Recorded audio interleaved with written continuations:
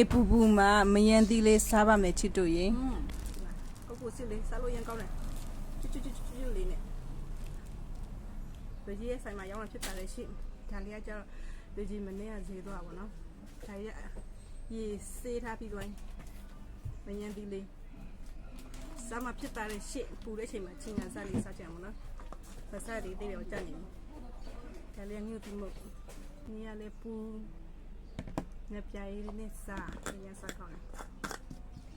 ဒါလေးတွေကြောက်တယ် VG ဆိုင်မှာကိုကကိုထုတ်လို့ရောင်းတာပေါ့နော်ပိတ်တာနဲ့ဝယ်ပြီးရောင်းဖြစ်ပါလေရှိဒါနဲ့အမဲတို့ဒါကျက်သွင်းကြော်လို့ပေါ့နော်ညံဖြူတို့နှစ်ပြန်ကြော်လို့ VG ရောင်းတာ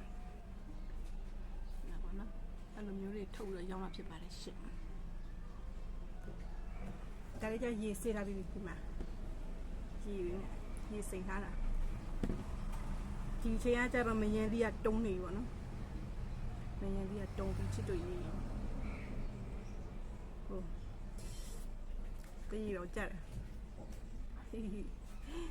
ပြေတော့ကြိုက်ချစ်တို့ရေးဟုတ်စားဖို့ရှိ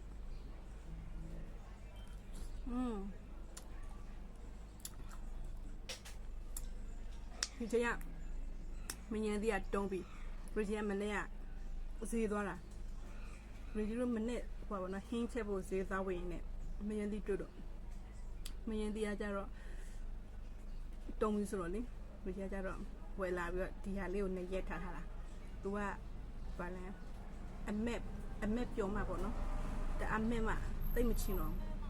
နည်းနည်းလေးမဲ့တယ်ဆိုလို့ရှိတော့ချင်တာပေါ့နော်အခုဆိုတိတ်မချင်တော့စားလို့ရကောင်းလား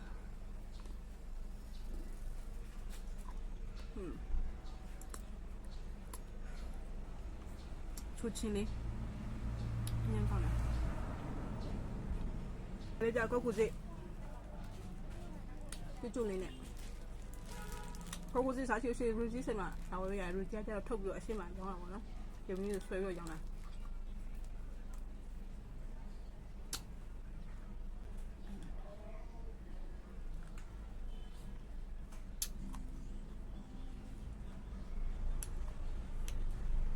ခွာချင်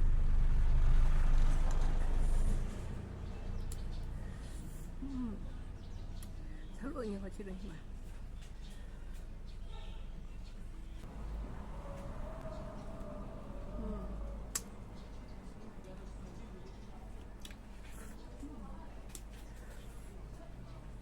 ဆက်လို့